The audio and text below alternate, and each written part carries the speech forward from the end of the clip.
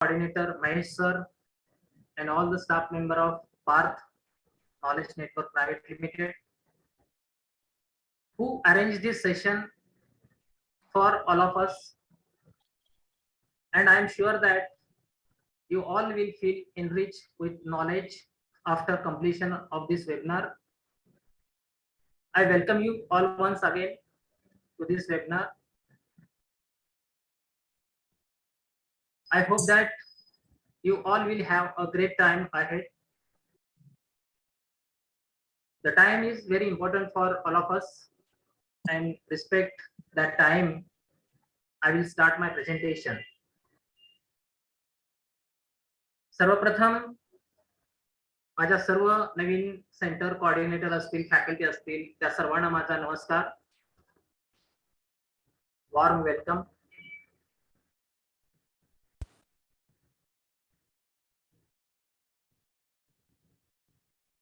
आजचा हा जो सेमिनार आहे हा नवीन सेंटर्स मिळवण्यासाठी जे कोऑर्डिनेटर असतील, जे फॅकल्टी असतील, त्यांचा ऑनसेटचा सिलेबस कशा प्रकारचा असणार आहे आणि कशा प्रकारची तयारी त्यांनी करायला हवी. कारण आज आपण जर पाहिलं तर भविष्यातील बदलते टेक्नॉलॉजी जग आपण सर्वांनी पाहिलेले आहेत. दररोज नाविन्यपूर्ण अशा प्रकारची स्मार्ट तंत्रज्ञान दररोज येत आहे आणि अशा प्रकारचं हे स्मार्ट तंत्रज्ञान घेऊन येणारे एमकेसीएल आणि पार्थ मध्ये आपल्या सर्वांचं स्वागत आहे. आज आपण पाहतो की जो बदल घडत आहे तो बदल आज बटनाचा मोबाईल पासून स्मार्टफोन, कम्प्युटर पासून ते लॅपटॉप पर्यंत आता टॅबलेट आलेले आहेत. असे बदल आपल्या समोर झपाट्याने होत आहेत आणि टेक्नॉलॉजीचे जग आता एका नवीन वळणावर आलेले आहे. थोडक्यामध्ये आपण या टेक्नॉलॉजी बदलते जगाबद्दल थोडक्यात आपण माहिती पाहू. आज जगामध्ये 7.71 बिलियन लोकांपैकी जवळपास 50% लोकसंख्या ही इंटरनेटचा वापर करते, म्हणजे 4.39 बिलियन. आज भारतामध्ये 135 कोटी लोकांपैकी जवळपास 40 कोटी लोक इंटरनेटचा वापर करतात. 1991 पूर्वी कुठल्याही प्रकारची कोणतीही वेबसाईट नव्हती, मात्र आज 10 लाखापेक्षा सुद्धा जास्त वेबसाइट्स अवेलेबल आहेत आणि दिवसेंदिवस याची संख्या पण वाढत चाललेली आहे. 2,40,000 ईमेल्स प्रत्येक सेकंदाला इंटरनेटवरती पाठवल्या जातात. 2,50,000 संदेश प्रत्येक सेकंदाला व्हॉट्सअप वरती फिरत असतात. युट्यूब वरती एका सेकंदाला 1 लाख व्हिडिओ पाहिले जातात. गुगल वरती एका सेकंदामध्ये 60,000 वेळा सर्च केलं जातं. फेसबुक वरती 50,000 पेक्षा जास्त नोंदी केल्या जातात. ट्विटर वरती 10,000 ट्वीट्स केले जातात सेकंदाला. प्रत्येक सेकंदामध्ये 2,000हून अधिक फोटो इंस्टाग्राम वरती अपलोड केले जातात. ही सध्याची परिस्थिती आहे मित्रांनो. तर अशा ह्या नवनवीन तंत्रज्ञानाच्या युगामध्ये आपण ज्या क्षेत्रामध्ये प्रवेश करत आहात ते आयटी तंत्रज्ञान, आणि ह्या सर्व आयटी तंत्रज्ञानाचा जो बेस आहे तो आपण एमएससीआयटीच्या माध्यमातून, एमकेसीएलच्या माध्यमातून, पार्थच्या माध्यमातून आपण त्या विद्यार्थ्यापर्यंत पोहोचविणार आहोत. तर आजच्या प्रेझेंटेशन मध्ये सर्वात महत्त्वाचे की आपले जे कोऑर्डिनेटर आहेत, जे फॅकल्टी आहेत, त्यांना अगदी बेसिक पासून तर नॉलेज असणं गरजेचं आहे. आजच्या प्रेझेंटेशन मध्ये आपण सगळं काही गोष्टी शिकवणार नाही, मात्र कशा प्रकारचं ते एक्झाम्स होणार आहेत, कशा प्रकारचं सिलेबस त्याच्यामध्ये असणार आहे याची माहिती आपण याच्यामध्ये थोडक्यामध्ये घेणार आहोत. त्या अगोदर आपण पार्थ बद्दल, पार्थ कोण आहे, एमकेसीएल काय आहे याची पण माहिती आपल्याला घ्यावी लागणार आहे. कारण एमकेसीएल किंवा Parth is the training provider of MKCL. MKCL network मधील सर्वात मोठा, सर्वात नंबर 1 चा ट्रेनिंग प्रोव्हायडर कोण असेल तर पार्थ आहे. आज आपण पाहतो पार्थचं जे नेटवर्क आहे ते नेटवर्क पूर्ण महाराष्ट्रातल्या खेडोपाडी पसरलेला आहे. म्हणजे आपला जो प्रेझेन्स आहे तो फक्त शहरापुरता मर्यादित नसून आपण महाराष्ट्रातल्या सर्व जिल्ह्यातील सर्व खेड्यांमध्ये पोहोचलेला आपण आहोत. एक असं मोठं नेटवर्क मध्ये सध्या तुम्ही जॉईन होत आहात आणि ह्या सेंटरच्या माध्यमातून आपण हजारो लाखो कोटी विद्यार्थ्यांना गेल्या 20 वर्षापासून संगणक साक्षरतेचं काम, संगणक साक्षर करण्याचं, त्यांना चांगल्या प्रकारची टेक्नॉलॉजी माहिती करून देण्याचं काम आपण करत आहोत आणि हेच काम तुम्ही सुद्धा पुढे या नेटवर्क मध्ये येऊन करणार आहात. आज महाराष्ट्राचं MKCL जर आपण पाहिलं तर महाराष्ट्र शासन आणि विद्यापीठ यांच्या संयुक्त विद्यमानानं एक स्थापन केलेलं महाराष्ट्र ज्ञान महामंडळ आहे. या संस्थेचे ज्ञान विभागातील विकासाच्या नवनवीन संधी MKCL ना उपलब्ध करून दिलेल्या आहेत. मग तो MSCIT सारखा कोर्स असेल किंवा अदर काही स्किल असणारे कोर्सेस असतील, टॅली असेल, DTP असेल, ग्राफिक डिझाईन असेल, असे शेकडो कोर्सेस MKCL मध्ये आहेत. आणि महाराष्ट्रातील सर्वसामान्य लोकांपर्यंत हे IT तंत्रज्ञान घेऊन जाण्याचं काम आपण MKCLच्या माध्यमातून करत आहोत. त्यासोबतच नवनवीन टेक्नॉलॉजी येत आहेत, ई लर्निंग प्रणाली येत आहेत. इरा नावाचं एक टूल आपल्याला MKCL ने दिलेलं आहे. इरा काय आहे? E learning for regulation for all. MSCIT मध्ये शिक्षणाची सोपी आणि अत्याधुनिक पद्धत आहे. या ई लर्निंग प्रणालीद्वारे आपण विद्यार्थ्यांना कम्प्युटरचं प्रशिक्षण देऊ शकतो अतिशय सोप्या भाषेमध्ये. यामध्ये मल्टीमीडिया लर्निंगचा समावेश आहे. क्लासमधील तज्ञ आपले जे प्रशिक्षक आहेत उद्या त्या इराच्या माध्यमातून विद्यार्थ्यांपर्यंत हे नॉलेज आपण पोहोचविण्याचं काम करत आहोत. तर ह्या सगळ्या ज्या प्रोसेस आहेत, मग ते इरा असेल, ऍडमिशन प्रोसेस असेल, मार्केटिंग प्रोसेस असेल, या सगळ्या प्रोसेस मधून आपल्या सगळ्या लोकांना जावं लागतं. तर ह्या सगळ्याची माहिती आपल्याला असणं फार गरजेचं आहे. आज तुम्ही MSCIT, बऱ्याच लोकांनी MSCIT केला असेल. आज आपण पाहतो की MSCIT मध्ये आपण काय काय शिकलेलं आहे किंवा कुठल्या प्रकारचं सिलेबस आहे. कम्प्युटरचं A to Z पूर्ण प्राथमिक ज्ञान, प्रशिक्षण, माहिती तंत्रज्ञान ह्या MSCIT मध्ये आहे.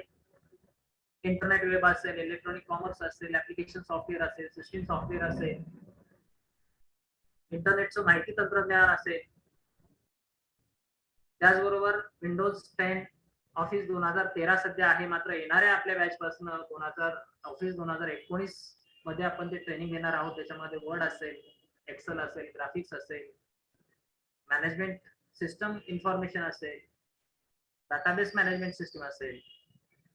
एवढेच नव्हे तर आपण MKCLच्या माध्यमातून त्या विद्यार्थ्यांसाठी वीज बिल कसं भरता येईल, आपल्याला रेल्वेचं रिझर्वेशन कसं करता येईल, बसचं रिझर्वेशन कसं करता येईल, घर बसल्या लाईट बिल कसं भरता येईल, इन्शुरन्सचे हप्ते घरी बसल्या बसल्या कसे करता येतील, ऑनलाईन पेमेंट ट्रान्सफर कशा प्रकारे केलं जातं, मग ते भीम ऍप असेल, फोन पे असेल, गुगल पे असेल, किंवा एखादं रेटिंग कशा चांगल्या प्रकारचं बनवायचंय, मेल कसा पाठवायचा, मेल कसा रिसीव्ह करायचा, चॅटिंग करणं, या सगळ्या गोष्टी ह्या MSCIT सिलेबस मध्ये शिकवल्या जातात. म्हणजे फक्त कम्प्युटरचं नॉलेज नसून हे एक्स्ट्रा ऑर्डिनरी काम सुद्धा आपल्याला MKCLच्या माध्यमातून करता येईल. आज पार्थ बद्दल जर आपण माहिती पाहिली तर Parth trusted for more than 20 years. 20 वर्ष झाले पार्थला, 20 वर्षापेक्षा जास्त वर्ष झाले की आम्ही काम करत आहोत. Parth touch to the life more than 50 lakhs learner. या ठिकाणी 40 झालेले, मात्र 50 लाखापेक्षा जास्त विद्यार्थ्याला आपण संगणक साक्षर केलेला आहे. आज महाराष्ट्रामध्ये more than 2000 ALC in the Parth family. आपल्या पार्थ फॅमिलीमध्ये 2000 पेक्षा जास्त सेंटर्स आहेत जे की पूर्ण खेडोपाडी पसरलेले आहेत. असं महाराष्ट्रामधलं कुठलंही क्षेत्र नाही की ज्यामध्ये पार्थचे सेंटर नाहीये. त्याच्यामुळे तुम्हाला चिंता करण्याची अजिबात गरज नाही. खूप चांगल्या नेटवर्क्स मध्ये तुम्ही सर्वजण आलेले आहात आणि निश्चितच तुम्हाला एक चांगल्या प्रकारचा सपोर्ट, तुम्हाला स्टँड करण्यासाठी ज्या ज्या गोष्टी लागतात त्या सर्व गोष्टी आपण पार्कच्या माध्यमातून आपल्यापर्यंत पोहोचू शकतात. कारण पार्क मध्ये प्रत्येक डिस्ट्रिक्टला कोऑर्डिनेटर आहे, डिस्ट्रिक्ट लेवल सपोर्ट त्या ठिकाणी मिळतो, सेंटर लेवल त्या ठिकाणी सपोर्ट त्या ठिकाणी मिळतो. म्हणजे सर्वच बाजूनी पार्कचं नावच आहे साथी. साथी म्हणजे सपोर्ट करणार. आणि park partner in IT education in remote areas. आज रिमोट एरिया मध्ये पार्क पोहोचलेला आहे. Park means a strong network. अशा प्रकारचं एक स्ट्रॉंग नेटवर्क मध्ये तुम्ही आला असल्यामुळं तुम्हाला कुठल्याही प्रकारची चिंता करण्याची गरज नाही असं मला वाटतं. आज MSCIT म्हणजे माहिती तंत्रज्ञान IT साक्षरता प्रदान करणारा अभ्यासक्रम आहे. सुरुवातीला 2001 मध्ये ह्या MPSCच्या माध्यमातून याची सुरुवात करण्यात आली आणि तो महाराष्ट्रामधला सर्वात लोकप्रिय अशा प्रकारचा अभ्यासक्रम MSCIT आहे. त्यासाठी MPSCची सर्वांसाठी लर्निंग प्रणाली आहे. घरी बसल्या जागी सराव सत्र आहे. गेल्या काही 2 वर्षापासून आपण पाहतोय कोविडचं फार मोठं साथ आपल्याकडे आली पूर्ण जगामध्ये आणि त्या ठिकाणी हे सगळं लर्निंग बंद झालं. मात्र मला आनंद आहे की MKCL मध्ये जे नेटवर्क मध्ये जे सेंटर्स आहे, MKCLचं लर्निंग हे थांबलं नाही. MKCL त्याला थांबू देत नाही, कारण हे नवीन टेक्नॉलॉजीचा वापर करून घरी बसल्या बसल्या कोर्स करा, घरी बसल्या बसल्या एक्झाम द्या. म्हणजे सगळ्याच शिक्षण बंद होतं. मात्र MKCL थ्रू MSCIT कोर्स असेल किंवा अदर कोर्सेस असेल ते देण्याचं काम कंटिन्यू चालूच होतं. आज मला सांगायचं वाटतं की गेल्या लॉकडाऊन मध्ये सर्वच सेंटरसाठी ही सुविधा होती. मात्र काही सेंटरवाल्यांनी 100 ऍडमिशन, काही सेंटरवाल्यांनी 200 ऍडमिशन, 250, 300 ऍडमिशन त्या लॉकडाऊन मध्ये केले. म्हणजे ज्यांचे रेग्युलर मध्ये जशा प्रकारचे ऍडमिशन होतात तशाच प्रकारचे ऍडमिशन त्यांनी लॉकडाऊन मध्ये केले. ऑनलाईन रित्या व्यवस्थित त्या लोकांपर्यंत ऍपच्या द्वारे असेल, वेबच्या द्वारे असेल, सेमिनारच्या द्वारे असेल, त्यांच्यापर्यंत पोहोचून त्यांना चांगल्या प्रकारचं ट्रेनिंग त्या ठिकाणी दिलं. आणि कोविडनं शिकवलं किंवा IT तंत्रज्ञान जर आपल्याकडे आत्मसात असेल तर आपण काही करू शकतो. त्यासाठी IT तंत्रज्ञानाला फार मोठी व्हॅल्यू आज या जगामध्ये आलेली आहे. म्हणजे आपलं काम संपलेलं नाहीये. आणि ज्यावेळेस तुम्ही ह्या नेटवर्क मध्ये याल, पुढे सिच्युएशन आपल्याला माहित नाही. कदाचित आपल्याला एखादी तिसरी लाट आली तर पुढे कदाचित परत ऑनलाईन जावं लागणार. तर यासाठी मित्रांनो आपल्याला MKCLच्या सगळ्या प्रोसेस, सगळ्या गोष्टीची माहिती असणं फार आवश्यक आहे. आणि MKCL नेटवर्क एक अतिशय स्टँडर्ड अशा प्रकारचं नेटवर्क आहे. आज तुम्हाला बिझनेस करायचा आहे तर ते बिझनेस साठी तुम्हाला एक परीक्षा द्यावी लागणार आहे आणि ती परीक्षेमध्ये तुम्ही पास झाला तर तुम्हाला त्या नेटवर्क मध्ये घेतलं जातं. म्हणजे प्रमाणीकृत व्यवसायाकडून शिक्षणाची शिकण्याची सुविधा. म्हणजे तुम्ही पास झालात तरच तुम्हाला सेंटर मिळणार आहे आणि तरच तुम्ही शिकू शकणार आहात.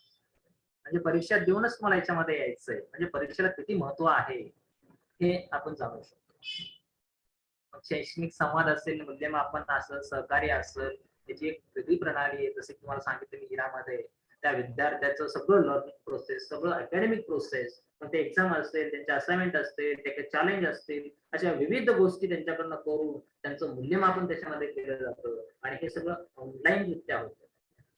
कुठला विद्यार्थी कुठल्या दिवशी आला, किती वेळ बसला, त्याचं पूर्ण रेकॉर्डिंग त्याच्यामध्ये होतं. त्याच्यामुळे आपल्याला मॅन्युअली करण्याच्या गोष्टी नाहीये, त्या सगळ्या ऑनलाईन घडत असतात.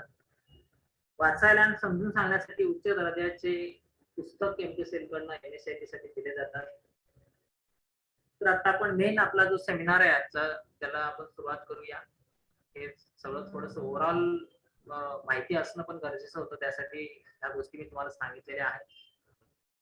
NCR प्रोसेस 2022 मध्ये ऑनसेटचा जो सिलेबस आहे तो कशा प्रकारचा राहणार आहे. याच्यामध्ये 2 प्रकारचे एक्झाम्स होणार आहेत. एक तर सेंटर कोऑर्डिनेटर आणि दुसरा आहे लर्नर फॅसिलिटेटर. सेंटर कोऑर्डिनेटर कोण आहे? Centre coordinator is the main pillar of that centre.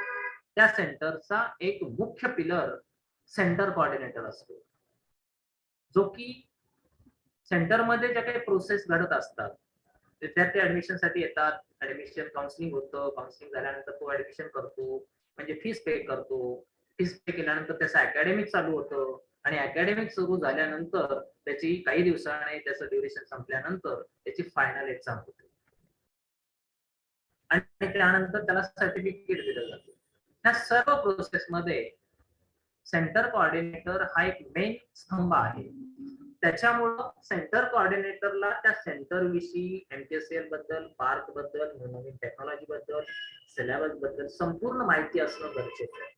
आज तुम्ही फक्त एमएससीआयटी सेंटरसाठी अप्लाय केलेला आहे, एमएससीआयटी कोर्स चालवण्यासाठी तुम्ही अप्लाय करताय, तर तुम्हाला एमएससीआयटी म्हणजे काय, एमएससीआयटीचा कुठल्या सिलेबस आहे, त्याचं किती ड्युरेशन आहे, किती फीस आहे, 2 इन्स्टॉलमेंट मध्ये किती फीस आहे, त्याचसोबत एमकेसीएल इरा म्हणजे काय, इरा कशा प्रकारे चालतं, विद्यार्थ्याला ते कशा प्रकारे दिलं जातं, कुठल्या प्रकारचे कम्प्युटर सिस्टीम हवे, नेटवर्किंग कशा प्रकारचे पाहिजे, इंटरनेट कुठल्या दर्जाचं पाहिजे, त्या सगळ्या गोष्टीचं स्टडी आपण करणं गरजेचं आहे.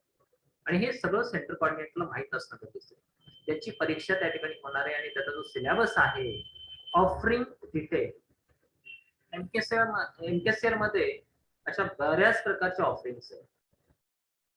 मग त्या ऑफरिंगचे डिटेल्स तुम्हाला माहित असणं गरजेचं आहे. त्यानंतर ऍडमिनिस्ट्रेटिव्ह डिटेल्स, मग ते एक्झाम प्रोसेस असेल किंवा एक मिनिट,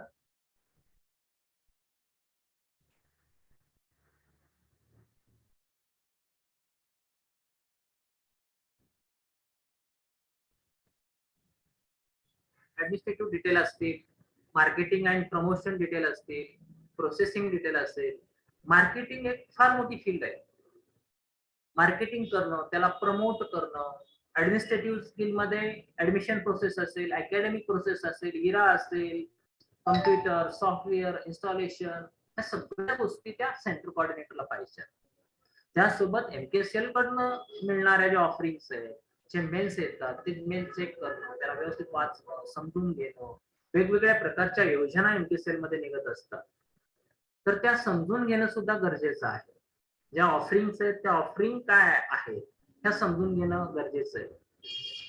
पीडीएफ सारख्या स्कीम असतील किंवा काही कोणता अवॉर्ड्स असतील, तर त्या सगळ्या गोष्टी आपल्याला जर कळाल्या तर आपलं सेंटर व्यवस्थित चालू शकतं. त्याच्यामुळे centre coordinator is the main pillar of that centre. मग एखाद्या कम्प्युटर मध्ये लॅब मध्ये एखादा कम्प्युटर बंद पडला तर ते सेंटर कोऑर्डिनेटरलाच पाहावं लागते, बा कुठला बंद पडलाय, काय झाले नेमकं, त्याला कुठल्या प्रकारचं इन्स्टॉलेशन केलं पाहिजे,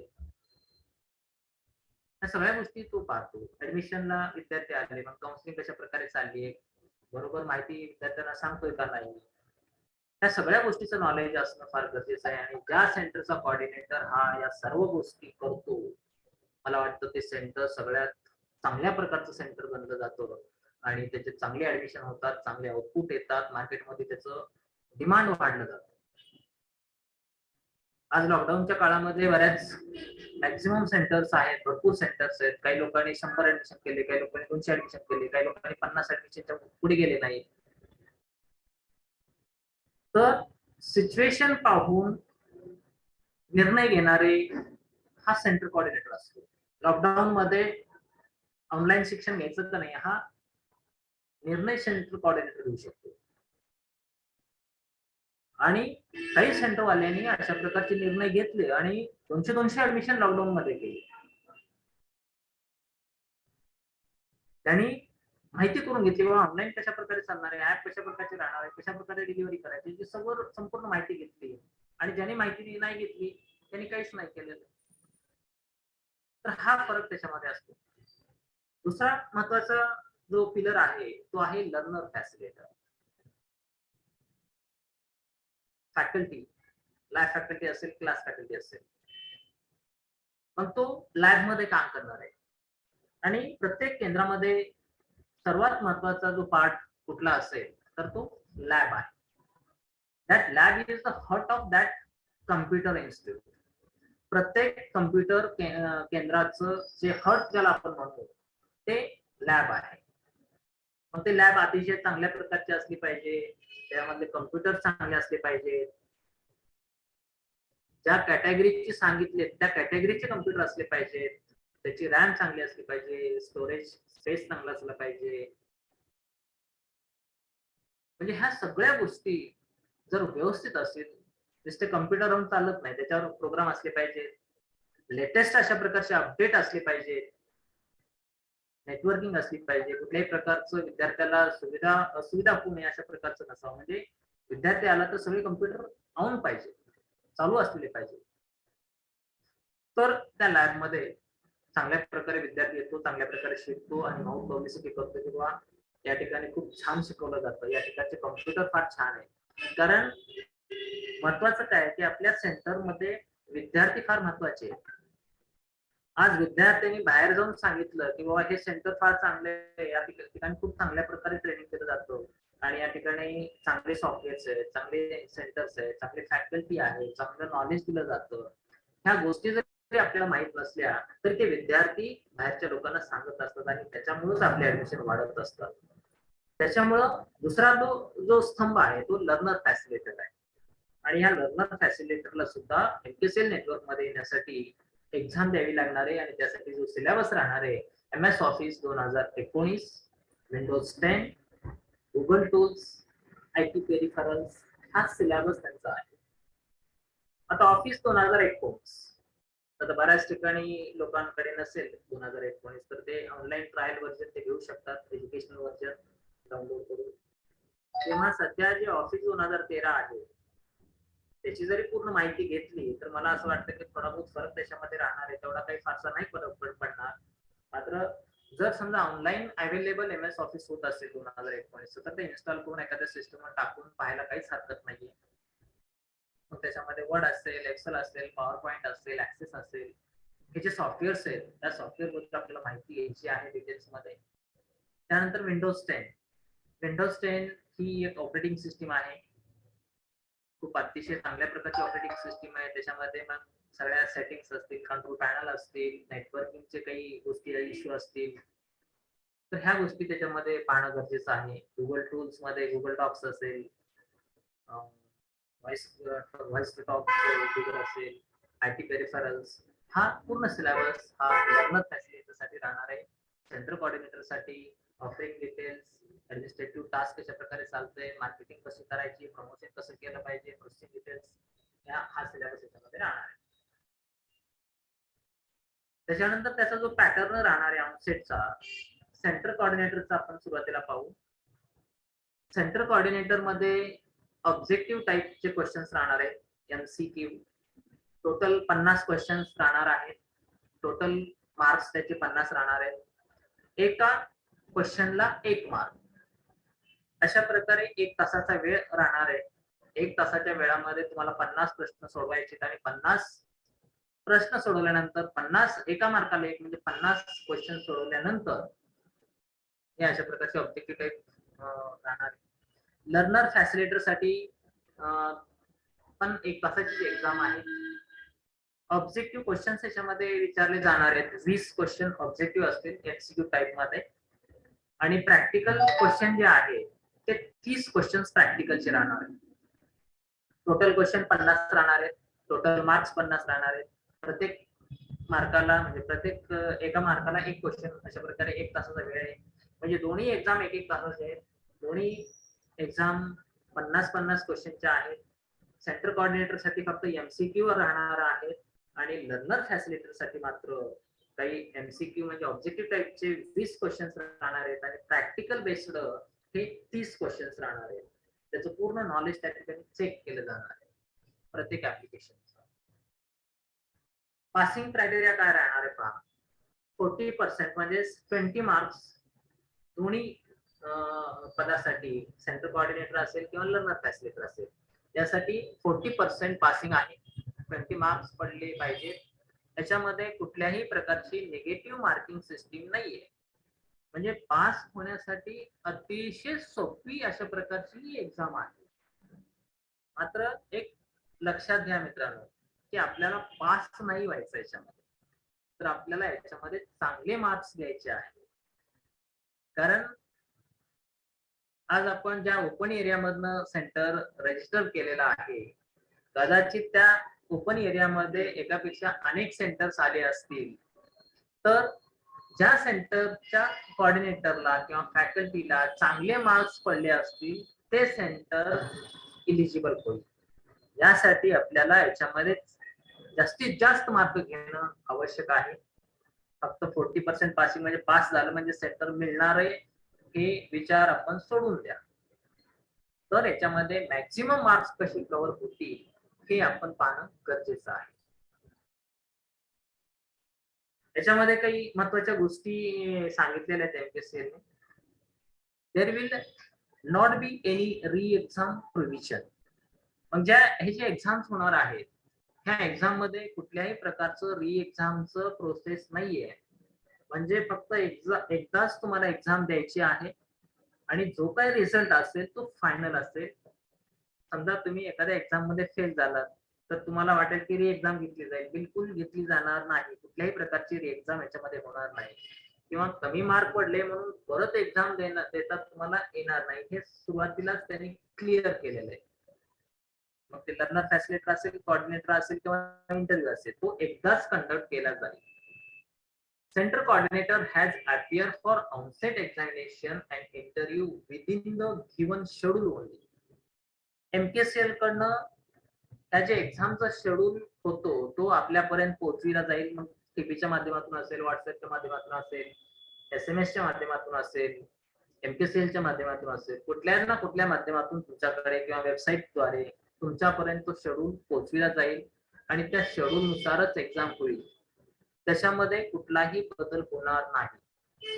जर समजा एखाद्या दिवशी एक्झाम डिक्लेअर झाली आणि आपल्याला त्या ठिकाणी जमत नसेल जाण्यासाठी तर तसं नाही चालणार.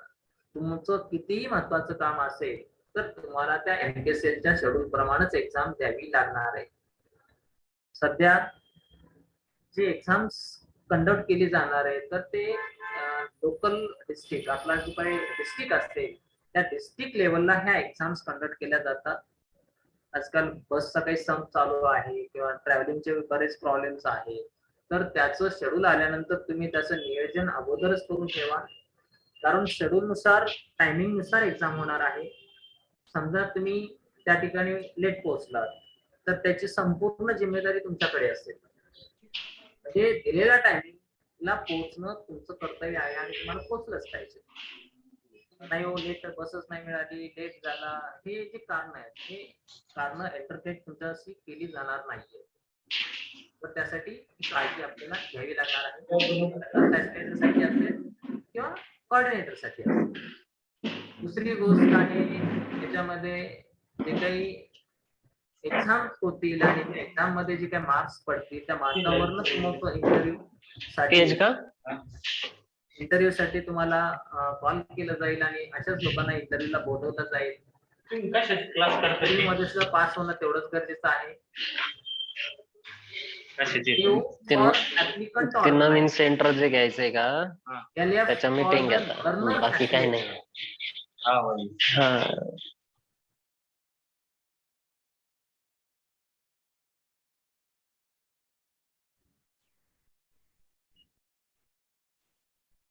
तर ते जे काही ट्रॅव्हलिंग लागणार आहे आपल्याला किंवा त्या डिस्ट्रिक्ट पर्यंत पोहोचण्यासाठी जे ट्रॅव्हलिंगचा खर्च आहे तो आपल्याला स्वतःला करायचा आहे. तो कुठल्याही प्रकारचा खर्च वगैरे मिळणार नाहीये याच्यामध्ये, सुरुवातीलाच क्लिअर केलेलं. त्यासोबतच आणखीन एक महत्वाची गोष्ट आहे की सेंटर कोऑर्डिनेटर समजा एखाद्या सेंटरसाठी त्यांनी अप्लाय केला आणि परत दुसऱ्या एखाद्या सेंटरसाठी त्यांना अप्लाय केला असेल तर तसं नाही चालणार. त्याचं कुठला तरी एक सेंटर राहू शकेल, दुसऱ्या सेंटरला तो राहू शकणार नाही आणि त्याचं सेंटर लगेच कॅन्सल होऊ शकतं. म्हणजे एकच सेंटर कोऑर्डिनेटर मल्टिपल सेंटर्स मधून अप्लाय होऊ शकत नाही. त्याच प्रकारे तोच रूल हा लॅब फॅकल्टी किंवा आपण त्याला लर्नर फॅसिलिटर साठी सुद्धा लागू आहे. एक लर्नर फॅकल्टी एकाच सेंटर मधून अप्लाय करू शकतो. मल्टिपल सेंटर मधून जर त्यांना अप्लाय केला असेल तर ऑटोमॅटिकली बाकीचे एक सेंटर राहून बाकीचे सर्व सेंटर्स ऑटोमॅटिकली ते कॅन्सल होतील. त्यासाठी लर्नर फॅसिलिटर किंवा सेंटर कोऑर्डिनेटर यांनी एक दक्षता घ्या की तो आपल्याच सेंटर मधनं अप्लाय झाला पाहिजे, कुठल्या दुसऱ्या सेंटर मधनं त्यांनी अप्लाय करू नये. ही काळजी आपल्याला घ्यायची आहे. कारण जर हे मल्टिपल जर सेंटर मधनं अप्लाय करत असेल आणि ते जर लक्षात आलं तर ते इमिडिएटली त्या एओचं ऍप्लिकेशन कॅन्सल होऊन जाईल. तर ह्या खूप महत्वाच्या प्रोसेस आहेत, इम्पॉर्टंट नोट्स आहेत आपल्या सर्वांसाठी. त्यानंतर एनसीआर प्रोसेस मध्ये सेंटर कोऑर्डिनेटर जो आहे तर हे मॅन्डेटरी आहे, कारण सेंटर कोऑर्डिनेटरनं एक्झाम देणं कंपल्सरी आहे.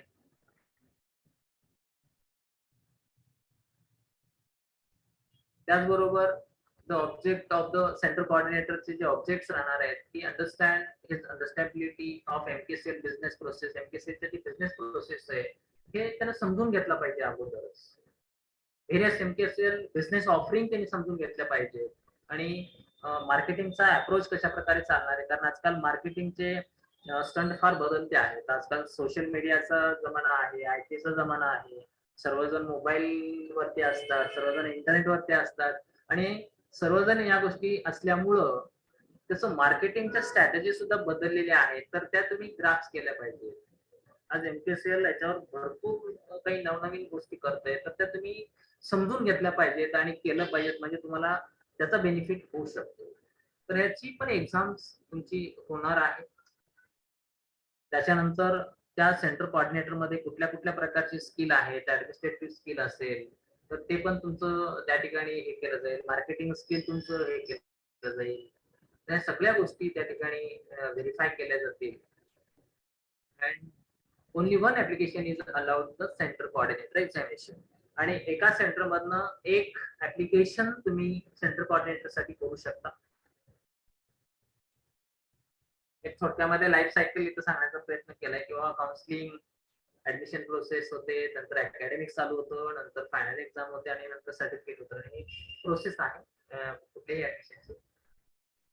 आणि एक चित्र मला खूप चांगलं क्लिकच्या बुक्स मध्ये मिळालं आणि मग ते तुमच्यासाठी द्यावून टाकलेलं या ठिकाणी. त्याच्यामध्ये रिअल प्रोसेस की काय काय चालतं, तर ही प्रोसेस खूप सुंदर आहे. हे प्रेझेंटेशन तुम्हाला मीटिंग झाल्यानंतर पाठवून जाईल. त्याच्यामध्ये तुम्ही चेक करू शकता की सुरुवातीला एन्क्वायरी आल्यानंतर आपण एक ऍडमिशन फॉर्म देतो त्याला. त्याच्यानंतर त्याच्यावरती सर्टिफिकेट, त्या फॉर्मवरती त्याचा एक चांगला फोटो आणि त्याची सिग्नेचर घेतो, त्याचे पूर्ण डिटेल्स घेतो. नंतर त्यांनी फीस भरल्यानंतर त्याला ऍडमिशनची पावती देतो. त्याच्यानंतर त्याला एक SMS जातो कन्फर्म झालेला ऍडमिशन, आणि घरी नेण्यासाठी आपण त्याला एक बुक्स लगेच देऊन टाकतो. दिल्यानंतर एखाद्या दिवसानंतर लगेच त्याला इराच युजरनेम आणि पासवर्ड मिळतं. पासवर्ड मिळाल्यानंतर त्याचे लगेच सेशन्स इरा मध्ये लर्निंग सुरू होतं आणि मग त्याच्यामध्ये एक्झाम्स वगैरे होतात. आणि इरा मध्ये त्याचा जो परफॉर्मन्स आहे, दररोजच्या दररोज त्यांनी येणार, 1, 2, 4 सेशन करणार, तर त्याचा परफॉर्मन्स दररोज रेकॉर्ड केला जातो. त्याचं पूर्ण 50 मार्काची जे प्रोसेस आहे त्या प्रोसेसमध्ये ते तो काय करतो, किती क्वेश्चन सोडवतो, कशा प्रकारे ऐकतो, त्याच्यावरती त्याचं परफॉर्मन्स डिपेंड करतो. आणि त्याच्यानंतर त्याचा पूर्ण सिलेबस झाल्यानंतर त्याच्या अंतिम परीक्षेचा सराव त्याला करता येतो. त्याच्यानंतर त्याच्यामध्ये काही मिनी प्रोजेक्ट असतात, जसे की पोर्टफोलिओ वगैरे गोष्टी असतात, ज्याच्यामध्ये की वर्ड, एक्सेल, पॉवर पॉइंट, त्याच्यामध्ये वेगवेगळ्या प्रकारचे सर्टिफिकेट त्याला अवॉर्ड केले जातात. आणि त्याच्यानंतर मग तो अंतिम परीक्षा देतो आणि परीक्षा दिल्यानंतर परीक्षा दिल्या दिल्या त्याला एक प्रोव्हिजनल सर्टिफिकेट दिलं जातं. आणि त्याच्यानंतर 1-2 महिन्यानंतर एमकेएसएल कडून एमएसबीटी कडून त्याला प्रमाणपत्र मिळतं. आणि ज्यावेळेस आपण त्या विद्यार्थ्याला प्रमाणपत्र देतो त्यावेळेस आपली जिम्मेदारी त्या ठिकाणी संपते. म्हणजे ऍडमिशन पासून ते सर्टिफिकेट देण्यापर्यंतची जी प्रोसेस आहे ही सगळी प्रोसेस समजून घेणं आवश्यक आहे. ही सध्या तुम्ही जे पाहत आहात ते क्लिक कोर्सेस साठीचे आहे. MSCIT ची सुद्धा सेम प्रोसेस आहे. फक्त तुम्हाला एवढं लक्षात घेतलं पाहिजे की MSCIT हा जो अभ्यासक्रम आहे, एमकेसीएल जरी शिकवत असेल तर त्याची परीक्षा कोण घेतं? MSBT. त्यानंतर सेंटर कोऑर्डिनेटरचा जो सिलेबस आहे, मी तुम्हाला ऑलरेडी ते तुम्हाला सांगितलेलं आहे की basic information about the MKCL. एमकेसीएलची बेसिक इन्फॉर्मेशन घ्यायची, MS ऑफिस बद्दलचं माहिती घ्यायची, त्यांना Word, Excel, PowerPoint, internet mail प्राप्त करणे, मेल रिसीव्ह करणे, मेल सेंड करणे, एखादं लेटर तयार करणे, एखादं प्रेझेंटेशन तयार करणे, ह्या पण गोष्टी त्याला येणं गरजेचं आहे. Information about the MSCIT course. MSCIT course पूर्णच माहिती त्याला असणं आवश्यक आहे. विंडोज 10 ची माहिती असणं आवश्यक आहे. सेंटर कोऑर्डिनेटरचा जो सिलेबस राहणार आहे तो ऍडमिनिस्ट्रेटिव्ह असेल, अकॅडमिक असेल, एक्झामिनेशन प्रोसेस कशा प्रकारची आहे, लर्निंग प्रोसेस कशा प्रकारची आहे, त्याचा जो सिलेबस आहे ते नवीन MSCIT सेंटरची जी प्रोसेस आतापर्यंत मी फॉलो केली किंवा मार्केटिंगचे डोमेन असतील, information about the education courses असतील, क्लिक कोर्सेस असेल. मित्रांनो, तुम्ही MSCIT साठी अप्लाय केलेला आहे, मात्र MSCIT सोबतच आपल्याला असे शेकडो कोर्सेस NPSCL मधून मिळणार आहे, जसे की टॅली असेल, BTP असेल, ग्राफिक डिझाईन असेल, असे शेकडो कोर्सेस जे ऑफरिंग तुम्हाला माहित असणं गरजेचं आहे. फक्त MSCIT वर आपलं चालणारे सेंटर अशातला गोष्ट नाहीये, तर तुम्हाला ह्या सगळ्या गोष्टी चालवाव्या लागतील तर तुमचं सेंटर खूप चांगल्या प्रकारे चालणार आहे. तर मास्टरिंग ऑफरिंग जे आहे ते आता समजा कॉम्पिटिटिव्ह एक्झाम देणारे जे विद्यार्थी आहेत, ते पोलीस भरती असेल, IBPS बँकिंगच्या एक्झाम्स असतील किंवा कुठल्याही प्रकारच्या TETच्या एक्झाम्स असतील, त्याच्या काही मास्टरिंग ऑफरिंग आहे, तर ते तुम्हाला अंडरस्टँड केलं पाहिजे, त्या प्रोसेस तुम्हाला समजल्या पाहिजे. आणि ह्या सगळ्या प्रोसेस तुम्हाला समजल्यानंतरच तुम्ही त्या विद्यार्थ्यापर्यंत पोहोचू शकता. जर समजा त्या प्रोसेस तुम्हाला माहित नसतील तर तुम्ही विद्यार्थ्याला काही देऊ शकणार नाही, आणि जर विद्यार्थ्याला आपण काही देणार नसेल तर आपलं सेंटर पण नाही चालणार. त्यासाठी ह्या सर्व गोष्टी आपल्याला माहित असणं फार आवश्यक आहे. यासाठी जे सेंटर कोऑर्डिनेटर आहे त्यांनी अप्लाय केलेला आहे, त्यांनी कृपा करून खालचे जे लिंक्स आहेत, मग ते MKCL.org असेल, MKCL.org/register असेल, MSCIT असेल, क्लिक असेल, मास्टरिंग असेल, MKCL.org या साईटवर तुम्ही गेल्यानंतर त्याच्यामध्ये MSCIT किंवा अदर कोर्सेस असतील, मास्टरिंग असतील, क्लिक कोर्सेस असतील, हे पूर्ण एकदा तुम्ही व्यवस्थित त्याला आपल्याला पाहायचं आहे.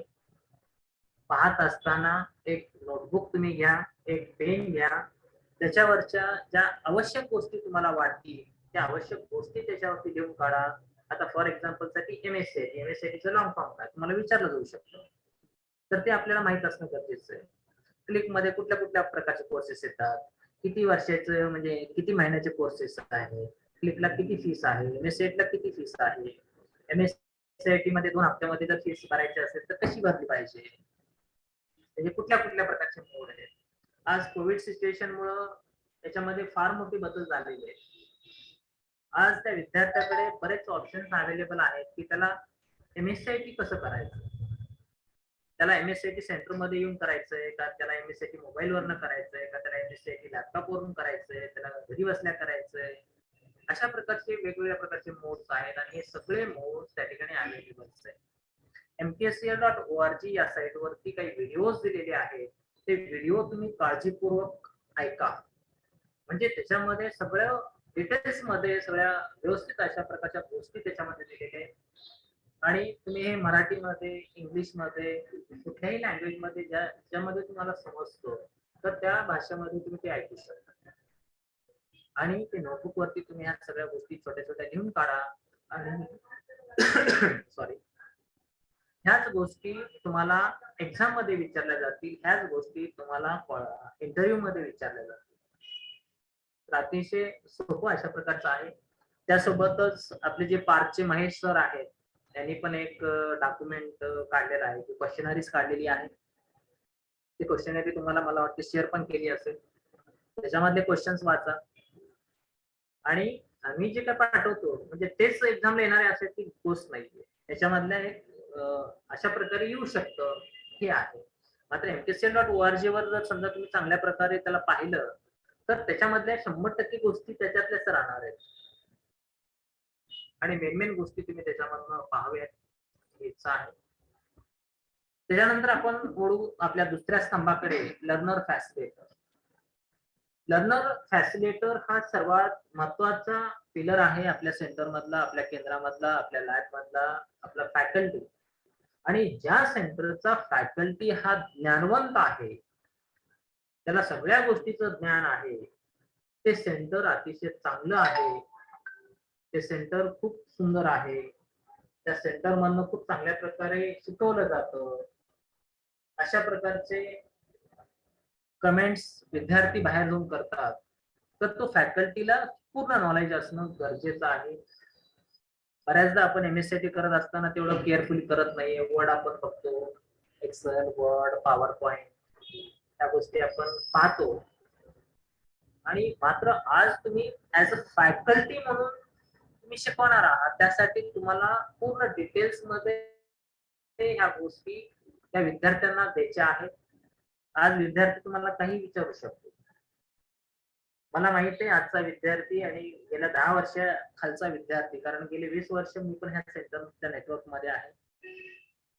सुरुवातीला ज्यावेळेस आम्ही एमएससीआयटी साठी ऍडमिशन करायचो, ज्यावेळेस विद्यार्थी आमच्याकडे यायचे, त्यावेळेस आम्हाला त्यांना 8-8 दिवस फक्त टायपिंग शिकवावं लागायचं. त्यांना 8 दिवस त्यांना माऊस हँडल कसा करायचा ते शिकवावं लागायचं. आजकाल जे विद्यार्थी ऍडमिशन साठी येतात त्यांना आम्हाला कुठल्याही प्रकारचं शिकवावं लागत नाही. प्रत्येक विद्यार्थ्याला टायपिंग येतं, प्रत्येक विद्यार्थ्याला माऊस हँडल करता येतो, प्रत्येक विद्यार्थ्याला कॉपी, कट, पेस्ट ऑलरेडी माहिती आहे, डिलीट करायचं माहिती आहे, सगळ्याच गोष्टी माहिती आहे. तर त्याला ज्या स्किल पाहिजे, आता फॉर एक्झाम्पल साठी जर आपण घेतलं तर वर्ड, मायक्रोसॉफ्ट वर्ड मध्ये डेटा तयार करणे, फॉन्ट चेंज करणे, ह्या सगळ्या बेसिक गोष्टी आहेत आणि ह्या सगळ्या ऑलरेडी त्यांना शाळेमध्ये वगैरे झालेल्या आहेत किंवा मोबाईलवर त्यांना सगळ्या गोष्टी कळालेल्या आहेत. मग मायक्रोसॉफ्ट वर्ड मध्ये फॉर्मॅट पेंटर असेल, नॉन प्रिंटिंग कॅरेक्टर असतील, मेलमर्ज असेल, बुकचं कव्हर असेल, ह्या गोष्टी त्याला सांगणं फार गरजेचं आहे. आज मेलमर्ज आपण शिकवावं लागणार आहे, कारण मेलमर्ज तो शिकलेला नसणार आहे, मात्र आपल्याला याच्यामध्ये मेलमर्ज हे शिकवावंच लागणार आहे.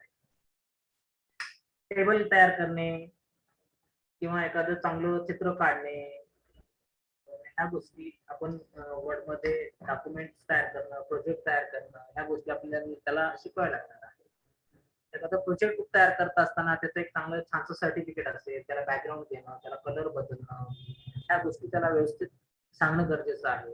मायक्रोसॉफ्ट एक्सेल मध्ये जर आपण पाहिलं तर सगळे फंक्शन्स, मग सम फंक्शन असेल, टोटल असेल, ऍव्हरेज असेल, बुलसिक सारखे फंक्शन असतील, कंडिशनल फॉर्मॅटिंग असतील, पायवोट टेबल असेल, चार्ट असेल, ह्या टेक्निकल भरपूर ऍडव्हान्स्ड अशा प्रकारचे फंक्शन्स आहेत, त्या सुद्धा त्याला आपल्याला शिकवणं गरजेचं आहे. प्रेझेंटेशन मध्ये खूप चांगल्या प्रकारचं प्रेझेंटेशन कसं बनवणं, प्रेझेंटेशन साठी स्क्रिप्ट कशी तयार करणे, त्याला थीम कुठल्या सब्जेक्ट नुसार थीम वापरणे, याचं नॉलेज त्याला देणं गरजेचं आहे. म्हणजे डीप लर्निंग याच्यामध्ये चालू होते. मग ते वर्ड असेल, एक्सेल असेल, पॉवर पॉइंट असेल, एवढ्या डीप लेवलला ह्या गोष्टी शाळेमध्ये शिकवल्या जात नाहीये. आणि ज्यावेळेस तो फॅकल्टी एवढ्या डीप लेवलला जाऊन शिकवतो, त्यावेळेस निश्चितच तो विद्यार्थी बाहेर जाऊन आपल्या सेंटर बद्दल, केंद्राबद्दल माहिती सांगतो. मात्र आज आपल्याला जे शिकायचं आहे ते आपल्याला येणारी जी एक्झाम आहे, त्या एक्झाम मध्ये आपल्याला काही विचारलं जाऊ शकणार आहे. त्यासाठी आपल्याला थोडं डीप स्टडी याच्यामध्ये करायची आहे. त्यासाठी मित्रांनो तुम्ही मायक्रोसॉफ्ट वर्ड ओपन करा. प्रत्येक मेनू मध्ये होम टॅब असेल, इन्सर्ट टॅब असेल किंवा कुठलाही टॅब असेल, त्या टॅब मध्ये कुठले कुठले ऑप्शन्स आहेत हे तुम्हाला माहिती असणं गरजेचं आहे, तुम्हाला पाहणं गरजेचं आहे. एक्सेल असेल, पॉवर पॉइंट असेल, आउटलुक असेल. आउटलुक मध्ये मेल कसा कॉन्फिगर करायचा, मेल कसा पाठवायचा, कसा रिसीव्ह करायचा, टास्क लिस्ट कशी तयार करायची, त्याच्यामध्ये अपॉइंटमेंट कशा घ्यायच्या, इव्हेंट कसा डिसाईड करायचा, इव्हेंट कसा हे करायचं त्याच्यामध्ये, या सगळ्या गोष्टीचं प्रॅक्टिकली तुम्हाला करता आलं पाहिजे, माहिती असणं गरजेचं आहे. आणि दुसरी महत्वाची गोष्ट, लर्नर फॅसिलिटर हे जे पद आहे आपल्या सेंटर मधनं कमीत कमी एक अप्लाय केला असला पाहिजे आणि मॅक्झिमम 3 तुम्ही अप्लाय करू शकता. म्हणजे मॅक्झिमम 3 फॅकल्टी तुम्हाला अप्लाय करता येतील, मात्र मिनिमम एक फॅकल्टी अप्लाय करणं गरजेचं आहे. दुसरी गोष्ट आहे, आपल्या सेंटर एलिजिबल होण्यासाठी त्याला चांगल्या प्रकारचे मार्क्स पडणं गरजेचं आहे. 3 फॅकल्टी पैकी एका जरी फॅकल्टीने चांगले मार्क घेतले तर ते सेंटर त्या ठिकाणी एलिजिबल होऊ शकतं, कारण पुढे कॉम्पिटिशन आलेलं आहे. ज्या एरियामधनं एकापेक्षा जास्त सेंटर्स आलेली आहेत त्या सेंटर्स मध्ये परत त्या फॅकल्टीचे मार्क्स त्या ठिकाणी चेक केले जातात.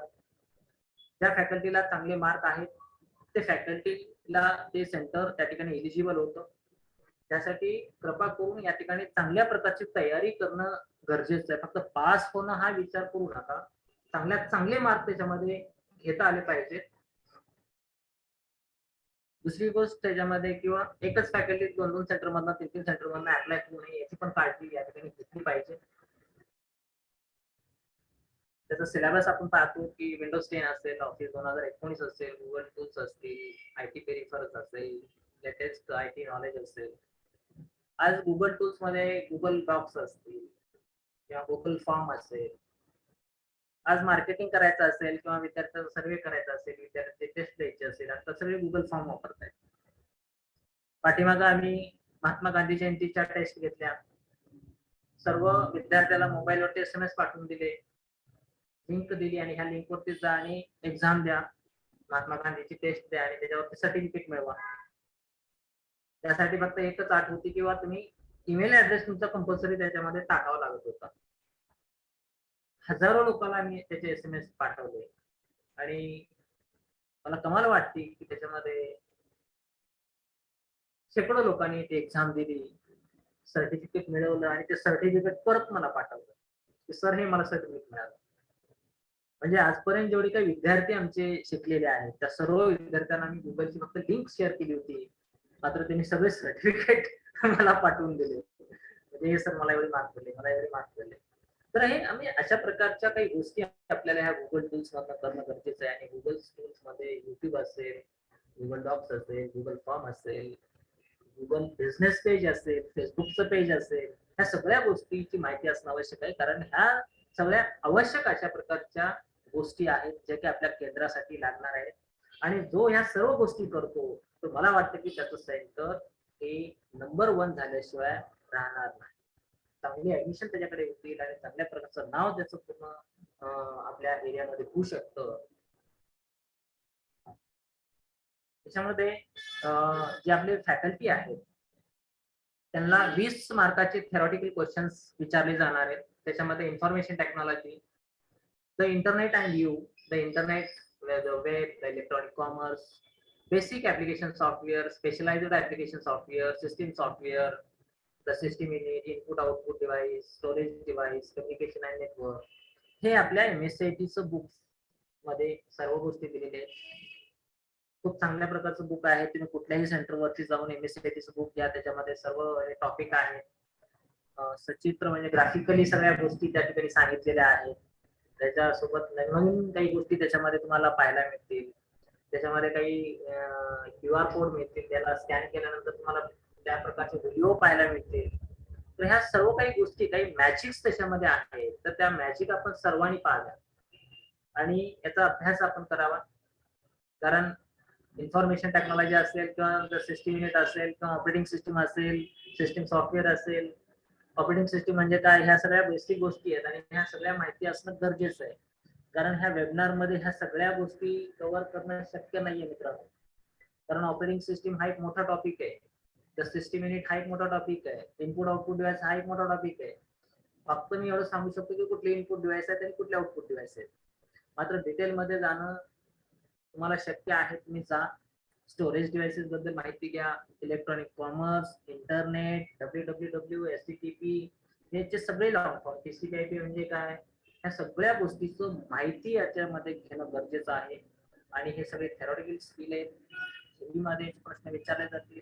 शक्य म्हणजे मी काय करतो की एक ऑनलाईन एक्झाम त्यासाठी देऊ शकतो, जे की माझ्या विद्यार्थ्यासाठी ऑनलाईनचं एक त्याच्यामध्ये जे क्वेश्चन्स आहेत थेरॉटिकली ते जे आम्ही विद्यार्थ्याला देतो त्याची एक लिंक ह्या प्रेझेंटेशनच्या शेवटी मी तुम्हाला देतोय. तर ते एक्झाम तुम्ही द्या. त्या एक्झाम मध्ये असं आहे की एक्झाम मध्ये तुम्हाला तुमचं नाव टाकायचं आहे आणि मोबाईल नंबर टाकायचा आहे. टाकल्यानंतर मग त्याच्यामध्ये एक्झाम स्टार्ट होते. जशी जशी तुमची एक्झाम्स म्हणजे तुम्हाला जसे जसे प्रश्न सुटत जातील तशा प्रकारची ती एक्झाम चालते. आणि ज्यावेळेस तुमचे क्वेश्चन चुकायला लागले की तुम्ही बाहेर पडता. तर त्याच्यामध्ये काय होतं की जसे जसे तुम्ही क्वेश्चन्स तुम्हाला येतील तसं तसं तुमचं रँकिंग वाढतं. आणि त्याच्यामध्ये 50 लोकांचं लिस्ट त्या ठिकाणी मेंटेन केली जाते. जर तुम्ही आणि किती वेळ तुम्ही एक्झाम देऊ शकता.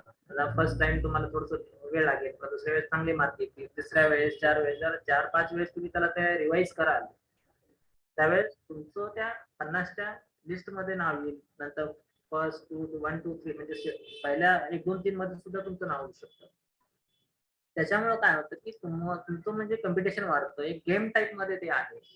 त्याच्यामुळे तुमचा थेरीचा अभ्यास त्याच्यामधून होऊ शकतो. त्याची लिंक मी या प्रेझेंटेशनच्या शेवटी या ठिकाणी मी देतोय, तर ते पण तुम्ही पाहू शकता. त्याच्यानंतर जे प्रॅक्टिकल स्किल राहणार आहेत, ऑल अबाउट कम्प्युटर असेल, विंडोज 10 असेल, वर्ड प्रोसेसिंग असेल, स्प्रेडशीट असेल, database, internet, presentation graphics, personal information manager, make IT work for you. त्याच्यामध्ये विंडोज 10 मध्ये तुम्हाला काय विचारलं जाऊ शकतं की समजा एखाद्या सिस्टीमचा साऊंड म्यूट झालेला आहे, तर तो अनम्यूट कसा करायचा, एखादा प्रिंटर कसा ऍड करायचा, नेटवर्क साठी आपल्याला नेटवर्किंग पाहायचंय किंवा आयपी ऍड्रेस म्हणजे काय असतो, आयपी ऍड्रेस कसा असाइन करायचा, कंट्रोल पॅनल मध्ये किंवा आपल्या सिस्टीमच्या सगळ्या सेटिंग्स कुठं असतात, या सगळ्या गोष्टी तुम्हाला प्रॅक्टिकली विंडोज 10 मध्ये विचारल्या जातील. त्याच्यानंतर याच्यामध्ये काही युटिलिटी बद्दल माहिती विचारली जाणार आहे, जसं की डिस्क क्लीनअप आहे, डिस्क डिफ्रॅगमेंटर आहे, हे कशासाठी युटिलिटी वापरली जाते, बॅकअप कशाला म्हणतात, रिस्टोर कसं केलं जातं, हे बेसिक गोष्टीची माहिती तुम्हाला असणं आवश्यक आहे. वर्ड प्रोसेसिंग मध्ये मी सांगितल्याप्रमाणे फॉर्मॅट मेटर असेल, नॉन प्रिंटिंग कॅरेक्टर असेल, किंवा एखादा पिक्चर इन्सर्ट करणे असेल, एखादा हायपरलिंक इन्सर्ट करणं असेल, ह्या गोष्टी त्याच्यामध्ये तुम्हाला विचारल्या जातील. त्यानंतर स्प्रेडशीट मध्ये गोलसिक सारखे असेल किंवा पायवट टेबल असेल, चार्ट असेल, एखादं पर्सेंटेज काढायचा फॉर्म्युला असेल किंवा एखादी मार्क्स असते, त्या मार्काचं टोटल करायचंय तुम्हाला, त्याच्यावर पर्सेंटेज काढायचं, त्याच्यावर ऍव्हरेज काढायचं, त्याच्यावर पास फेल काढायचंय. समजा एवढं पर्सेंटेज असेल तर याच्यावरनं त्याला ग्रेड डिफाईन करा, A B C अशा प्रकारचं पण फंक्शनिंग त्याच्यामध्ये राहू शकतं. त्याच्यानंतर टोटल, सब टोटल ह्या गोष्टी पण त्याच्यामध्ये विचारल्या जाऊ शकतात. डाटाबेस मध्ये what is the database, what is the DBMS, database management system, what is the RDBMS, relational database management system, table म्हणजे काय, फील्ड्स म्हणजे काय, कुठल्या कुठल्या प्रकारचे डेटा टाईप आपण वापरू शकतो. तर अशा प्रकारची माहिती डाटाबेस मध्ये म्हणजे मायक्रोसॉफ्ट ऍक्सेस त्याची पण माहिती असणं गरजेचं आहे. त्याला एंटायटी कशाला म्हणतात, प्रायमरी की कशाला म्हणायचं, युनिक की कशाला म्हणायचं, रिलेशन कशावरती होतं, one to many, many to many, हे सगळ्या गोष्टी त्याच्यामध्ये आहेत. त्या तुम्हाला माहिती असणं गरजेचं आहे. त्यानंतर इंटरनेट, आज इंटरनेट सर्वांनाच माहिती आहे. इंटरनेट मध्ये ऍक्सेस करणे, www म्हणजे काय, HTTP म्हणजे काय, TCP/IP म्हणजे काय, हे वेबसाईट कशी असते, कुठल्या HTML म्हणजे काय, ह्या पण गोष्टी त्याच्यामध्ये विचारल्या जाऊ शकतात. एखादी वेबसाईट ओपन करा आणि त्याला सेव्ह करा, एखादी वेबसाईट ओपन करा त्याला बुकमार्क करा, एखाद्या गुगलवर जाऊन हे सर्च करा. तर ह्या सगळ्या टॉपिक तुम्हाला त्याच्यामध्ये येतील. प्रेझेंटेशन ग्राफिक्स मध्ये तुम्हाला एखादं स्लाइड ऍड करा, एखादं ऍटोशॉप ऍड करा, एखादं अॅनिमेशन ऍड करा, एखादा ट्रान्झॅक्शन इफेक्ट द्या, ह्या गोष्टी प्रेझेंटेशन ग्राफिक्स मध्ये तुम्हाला विचारल्या जातील. पर्सनल इन्फॉर्मेशन मॅनेजर म्हणजे आउटलुक जे आहे त्याच्यामध्ये मग इव्हेंट तयार करायला लावणे, एखादा मेल ड्राफ्ट करायला लावणे, मेल पाठवायला सांगणे, एखादा टास्क तयार करायला लावणे, तर ह्या सर्व गोष्टी त्याच्यामध्ये येतील. मेकिंग IT फॉर यू, मग ते CD टाईप करायला होते, म्हणजे CD राईट करायला होते, किंवा CD आणि DVD मध्ये काय फरक आहे, फ्लॅश ड्राईव्ह म्हणजे काय, हार्ड डिस्क म्हणजे काय, ह्या गोष्टी त्याच्यामध्ये विचारल्या जातील. गुगल डॉक्स बद्दल माहिती आहे का तुम्हाला, इंटरनेटवरती ह्या गोष्टी मला सर्च करायच्या, किंवा गुगल मॅप कसा असेल, गुगल लोकेशन कसं ओळखू शकतो, ह्या सर्व गोष्टी त्याच्यामध्ये विचारल्या जाऊ शकतात. त्यावेळेस इंटरव्ह्यूचा पार्ट येतो, त्यावेळेस कुठल्या कुठल्या गोष्टी विचार केला जातो त्याचं पाहू आपण.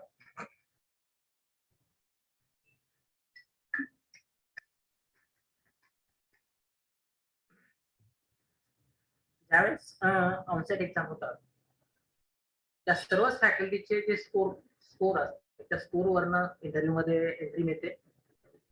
त्यासोबतच इंटरव्ह्यू मध्ये त्या कॉर्डिनेटरचं गेज पाहिलं जातं, एज्युकेशनल क्वालिफिकेशन म्हणजे तो कुठल्या क्वालिफिकेशनचा आहे, एक्सपिरियन्स त्याचा आयटी एज्युकेशन मधला ट्रेनिंग मधला काय एक्सपिरियन्स आहे, त्याचा ऍप्टिट्यूड कसा आहे, त्याचा ऍटिट्यूड कसा आहे, त्याचा बिझनेस प्लॅन. तुम्हाला आता इंटरव्ह्यूच्या वेळेस बिझनेस प्लॅन दिले जातील की समजा तुम्हाला एवढे ऍडमिशन करायचे तर तुम्ही त्यासाठी काय प्रोव्हिजन करा, तर त्याचा बिझनेस प्लॅन चांगला असेल तर त्याला आपण त्या ठिकाणी प्राधान्य देऊ शकतो.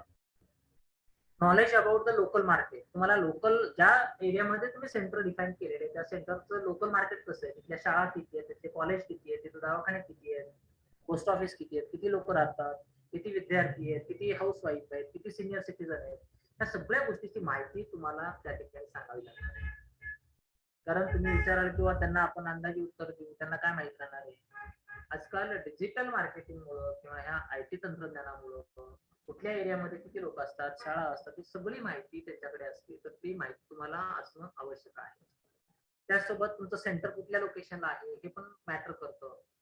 ओनरशिप ऑफ प्रिमायसिस, प्रिमायसिसचं ओनरशिप तुमचं स्वतःचं आहे का किरायाचं आहे, नॉलेज अबाउट आयटी, ह्या सगळ्या गोष्टी तुम्हाला इंटरव्ह्यू मध्ये विचारल्या जातील आणि त्याच्यानंतर ते डिसिजन देतील. तर या सर्व गोष्टी आपल्याला प्रिपेअर राहणं आवश्यक आहे. त्याच्यानंतर जे फॅकल्टी आहे ते ₹250 भरून सेंटर कोऑर्डिनेटर साठी अप्लाय करू शकतात. त्याच्यानंतर लर्नर फॅसिलिटीला सुद्धा 250 रुपये तुम्ही करू शकता. जर एक फॅकल्टी असेल तर 250, 2 असतील तर 500, 3 असतील तर 750. आणि सेंटर कोऑर्डिनेटर मात्र एकच त्या ठिकाणी अप्लाय करायचा आहे. Onsite and interview will be conduct at the district location. प्रत्येक डिस्ट्रिक्टच्या लोकेशनला त्यांचे इंटरव्ह्यू आणि ऑनसाइटचे एक्झाम घेतल्या जातील, शेड्यूल मध्ये घेतल्या जातील. त्या शेड्यूलला त्या फॅकल्टीने त्या ठिकाणी प्रेझेंट राहणं गरजेचं आहे. मी विसरलो किंवा मला जाता आलं नाही तर ह्या गोष्टी त्या ठिकाणी चालणार नाही, हे सुरुवातीलाच मी तुम्हाला सांगितलेलं आहे. तर ज्या एक्झाम ज्यावेळेस आपण एक्झामला जातो ऑनसेटच्या त्यावेळेस ते तिथल्या ज्यावेळेस आपण चालू करतो त्याला, तर तिथल्या इन्स्ट्रक्शन्स ज्या आहेत त्या केअरफुली तुम्ही वाचल्या पाहिजे.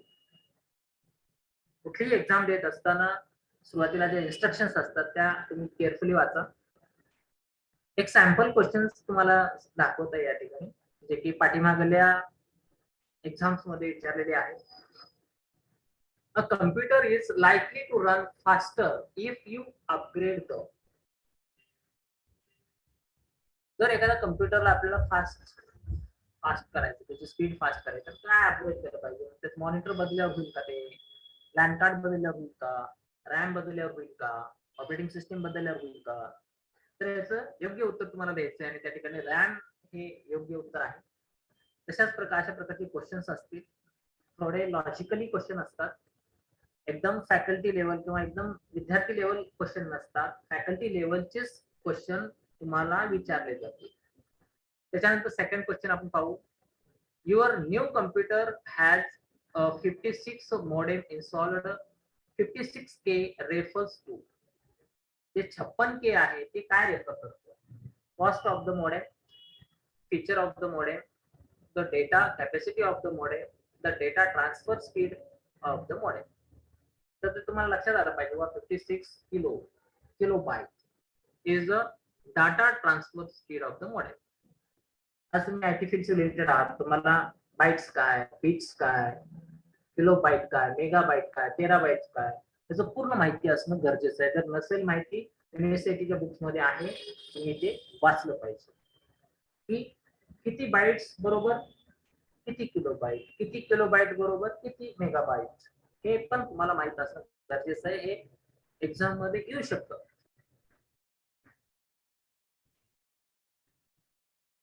You may skip your questions to solve it later if you are not sure. जर काही क्वेश्चनचे उत्तर तुम्हाला शुअर नसतील त्यावेळेस तुम्ही त्या प्रश्नाला स्किप करून पुढे जाऊ शकता, पुढचा सोडू शकता. मात्र सगळे क्वेश्चन सोडवल्यानंतर तुम्हाला त्या प्रश्नाला जे स्किप केलेले प्रश्न आहेत ते तुम्ही सोडवले पाहिजे. ते जर नाही सोडवले तर ऑलरेडी त्याचे मार्क्स जातील. समजा तुम्ही शुअर आहेत किंवा नाही तरी पण ते प्रश्न तुम्हाला सोडवावे लागतील आणि ते सोडवा तुम्ही.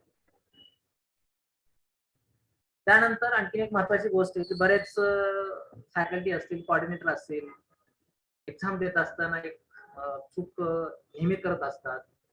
You may have to take on multiple choice in some cases. काही त्याच्यामध्ये मल्टिपल चॉईसचे क्वेश्चन्स तुम्हाला विचारले जाण्याची शक्यता आहे. बऱ्याचदा आपण टिक करतो आणि पुढे चालतो, मग मल्टिपलला पण आपण एकच टिक करतो आणि पुढे जातो आणि अशा प्रकारे आपला मार्क जाऊ शकतो. तर फॉर एक्झाम्पल साठी हा क्वेश्चन मी या ठिकाणी देतोय. Data storage in computers. Correct answer is floppy disk आहे, कीबोर्ड नाहीये, हार्ड डिस्क आहे आणि सीडी रायटर. तर अशा प्रकारचे चेकबॉक्स असतील तर त्याला आपण चेक करून एक विचार करायचा की दिस इज अ मल्टिपल आन्सर त्याच्या राहू शकतात आणि त्या पद्धतीने ते मल्टिपल आन्सर तुम्हाला टिक करावे लागतील आणि पुढे जावं लागेल. हे थेरॉटिकलचे सॅम्पल क्वेश्चन्स ची फाईल सरांकडे पाठवतोय मी, मेल थ्रू तुम्हाला ते पाठवतील. ते तुम्ही अभ्यास करू शकता, पाहू शकता की फॅकल्टी लेवलला कशा प्रकारचे एक्झाम्स मध्ये कशा प्रकारचे क्वेश्चन तुम्हाला विचारले जाऊ शकतात. ऑलरेडी मी सरांसोबत हे क्वेश्चन बँक शेअर केलेली आहे. Groups of inexpansive hard disk drive grouped together and treated as a single large capacity hard disk are called. त्याचं उत्तर आहे redundant array of inexpansive disk. तर हे माहिती केव्हा होईल, ज्यावेळेस आपण याच्याबद्दल त्या MSIT च्या बुक्स मध्ये अभ्यास करू. You may see icon on taskbar. These icons are called as the quick launch. Hardware setting for the keyboard, mouse, printer modem, as well as setting for the monitor display sound can be done by using the control panel. तर अशा प्रकारचे questions theoretically असतील. मग practically प्रश्न कसे असतील? Visit the website www.msbt.com. त्या साईटला विजिट करा. तुम्ही काय करणार, www एक्सप्लोरर ओपन होईल, त्याच्यामध्ये www.msbt.com टाईप करणार, एंटर करणार. हे सगळी एक्झाम जी असते ते स्टिम्युलेशन सॉफ्टवेअर्स मध्ये असते. बऱ्याचदा काय होतं की या ठिकाणी क्वेश्चन मध्ये आपण सगळं स्मॉल मध्ये दिलेलं असतं www.msbt.com. आपण काय करतो की एक तर कॅपिटल मध्ये वगैरे जर टाईप केलं आपण तर कदाचित त्याचं उत्तर चुकू शकतं. त्याच्यामुळे काळजी या ठिकाणी एवढी घ्यायला हवी आहे की क्वेश्चन जसा असेल त्याचं अप्पर केस मध्ये असेल किंवा लोअर केस मध्ये असेल, तर लोअर केस मध्ये असेल तर लोअर केस मध्येच तुम्ही त्या ठिकाणी टाका. जर याच्यामध्ये एखादा डब्ल्यू अप्पर केस मध्ये असेल तर तुम्हाला त्या ठिकाणी अप्पर केस मध्येच टाकलं पाहिजे, एवढी काळजी तुम्हाला घ्यायची. त्यानंतर open the web page welcome.html and save it as a goodbye.html. हे HTML पेज ओपन करायचं आणि goodbye.html सेव्ह करायचं. किंवा C main practice 1.doc file C ड्राईव्हवर कॉपी करायची आहे. हे practical based questions. Edit the cell B13 by 550 and C12 by 340. Display their sum in D11. हे अशा प्रकारे क्वेश्चन्स असतील. किंवा in the given presentation insert a 4-point star auto shape. आता ऑटो शेप भरपूर असतात. एकदा पॉवर पॉइंट मध्ये जाऊन किंवा वर्ड मध्ये जाऊन कुठल्या प्रकारचे ऑटो शेप्स आहेत, कुठल्या प्रकारचे नावं आहेत हे थोडं चेक करणं गरजेचं आहे. कारण ऐन टायमाला एक्झाम मध्ये आपल्याला ते आठवत नाही, सापडत नाही. त्यासाठी अगोदरच त्याचं पाहणं गरजेचं आहे असं मला वाटतं. तर अशा प्रकारचे प्रॅक्टिकल बेस्ड क्वेश्चन्स हे लर्नर फॅसिलिटीसाठी असते. दुसरी गोष्ट आहे की लर्नर फॅसिलिटर यांनी कुठल्याही MSIT सेंटर मध्ये जाऊन इरा जर पाहता आलं किंवा तिथे काही टेक चॅलेंज सोडवता आले, त्यातल्या फायनल एक्झामची काही प्रॅक्टिस करता आली तर प्लीज करा. कारण त्याच्यामधून तुमचं प्रॅक्टिकल बरंच कव्हर होईल, थेरॉटिकली पण त्याच्यामध्ये कव्हर होईल. आणि त्याच्यामध्ये काही रिसोर्सेस तुम्हाला देतोय मी की हे जे वेबसाईट आहे ते कॉर्डिनेटरनी पाहाव्यात. थेरी ऑनलाईन क्वेश्चन्स साठी जे काय प्रॅक्टिकल आहे ऑनलाईनचं, तर त्यासाठी एक लिंक या ठिकाणी, 2 लिंक या ठिकाणी देतोय. त्या दोन्ही लिंक वरती जाऊन तुम्ही एक्झाम्स देऊ शकता. खालची जी लिंक आहे ती OES क्वेश्चन्स म्हणजे आमच्या इरामध्ये जे क्वेश्चन्स आहेत त्याची लिंक आहे. इरामध्ये जे क्वेश्चन्स आहेत ते तुम्हाला त्याच्यामध्ये मिळतील थेरॉटिकली. वरच्या ह्याच्यामध्ये मी तुम्हाला याच्या अगोदर सांगितल्याप्रमाणे तुम्ही त्याच्यावरती रजिस्टर करून जसे क्वेश्चन तुमचे बरोबर येतील तसे तुमचा स्कोर वाढत जाईल आणि जसे तुमचे चुकत जातील तर तुम्ही ऑटोमॅटिक बाहेर पडा. तर हे एक चांगलं माध्यम तुम्हाला एक्झामसाठी म्हणजे थेरॉटिकली जे क्वेश्चन्स असतील तर ते तुम्ही त्याच्यामधून प्रॅक्टिस करू शकता. सर्वात महत्वाची गोष्ट आहे की आता हे थोड्याच दिवसांनी नवीन वर्ष येणार आहे, तर प्रत्येक सेंटर कोऑर्डिनेटर असेल, फॅकल्टी असेल, त्यांनी हे ठरवलं पाहिजे की नवीन वर्षातली माझी प्रायोरिटी काय. तर त्यांनी सर्वांनी असं ठरवलं पाहिजे की नवीन वर्षातली माझी प्रायोरिटी मी स्वतः. तुम्ही स्वतःसाठी सगळ्या गोष्टी केल्या पाहिजेत. त्यानंतर ह्या नवीन वर्षाच्या अनुषंगानं तुम्ही तुमच्या मित्रांना टॅग करा, जे की भविष्यामध्ये चांगले यशस्वी उद्योजक आहेत, चांगले सेंटर्स आहेत. त्यांनी कशा प्रकारे सेंटर करतायत, त्यांनी काय काय करतायत, त्यांना जाऊन व्हिजिट करा, त्या मित्रांना तुम्ही टॅग करा, ज्याच्यामुळं आपल्याला येणाऱ्या दिवसामध्ये आपल्या सेंटरसाठी त्याचा बेनिफिट होऊ शकतो. त्याच्यानंतर हे जे नवीन वर्ष आता येणार आहे 2022 मध्ये कुठले कुठले नवीन स्किल तुम्ही शिकणार आहात, येणाऱ्या नवीन वर्षात तुमचे ध्येय काय आहे, हे सुद्धा तुम्ही आजपासून ठरवून हे करू शकता. आणि हे जे नवीन वर्ष आहे हे आपल्याला नवीन काय घेऊन येणार आहे तुम्ही सांगू शकेल तर चांगली गोष्ट आहे की हे नवीन वर्ष आपल्यासाठी काय नवीन घेऊन येणार आहे. त्याचं उत्तर जर समजा तुम्हाला माहित असेल तर खूप चांगली आहे, कमेंट्स मध्ये तुम्ही टाकू शकता त्याचं उत्तर. आणि बदल कोणाला हवा आहे, बदल सर्वांनाच हवा आहे, मात्र बदल कोण घडवणार आहे, आपण आपल्यामध्ये बदल घडवून घेतला पाहिजे. दुसरी गोष्ट आहे, एमकेएसएल मध्ये सतत बदल घडत असतात, ते बदल तुम्हाला स्वीकारावे लागतील, ऍक्सेप्ट करावे लागतील, तरच त्याचा बेनिफिट खऱ्या अर्थानं तुमच्या सेंटरला होऊ शकतो, तुम्हाला होऊ शकतो. कारण बदल हा खूप महत्वाचा आहे आणि जे बदलणार नाही ते ऑटोमॅटिकली नेटवर्कच्या बाहेर फेकले जातील, हे तितकंच खरं आहे. त्याच्यामुळे बदलाला सामोरे जाण्याची ताकद आपल्यामध्ये असली पाहिजे. आणि खूप चांगल्या फील्डमध्ये तुम्ही आलेले आहात. तुमच्या सर्वांचं हार्दिक हार्दिक स्वागत आहे. आणि मला आज या ठिकाणी बोलण्याची संधी पार्थ तर्फे मला मिळाली, त्याबद्दल मी आदरणीय मुद्दुम सर, मुद्दुम मॅडम, महेश सर व सर पूर्ण पार्थ टीमचे आभार व्यक्त करतो. भविष्यामध्ये कुठल्याही प्रकारची अशा प्रकारची मदत लागली असेल तर मी अशी मदत करायला तयार आहे. आणि आमची एक कम्युनिटी असते की आम्ही सर्वजण एकच आहोत. म्हणजे माझ्याकडे काय ज्या नवीन गोष्टी होतात ते मी त्यांना शेअर करतो, ते मला शेअर करतात. तर अशा प्रकारे हे नेटवर्क खूप चांगल्या प्रकारचं नेटवर्क आहे आणि अशा प्रकारे आपण एकमेकांना मदत करू, एक चांगल्या प्रकारचा बिझनेस आपण याच्यामध्ये करू, एक चांगलं आपण करू. आणि या सर मोठ्या नेटवर्क मध्ये आपल्या सर्वांचं स्वागत आहे. थोडं बोलून मी माझं थांबवतोय. धन्यवाद. महेश सर.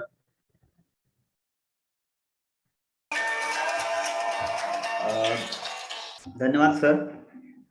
सरांनी अतिशय चांगल्या पद्धतीने अशी माहिती सांगितलेली आहे आणि आपल्याला जी एक्झाम द्यायची आहे ऑनसेट एक्झाम, आता आपल्या परत एकदा लक्षात आलं असेल ऑनसेट एक्झाम आपल्यासाठी किती महत्त्वाची आहे ते माहीत आहेच, पण त्याच्यामध्ये ज्या काय बारीक सारीक गोष्टी आपल्याला लक्षात घेणं गरजेचं आहे, तर त्याच्यावरती सरांनी चांगली माहिती सांगितलेली आहे.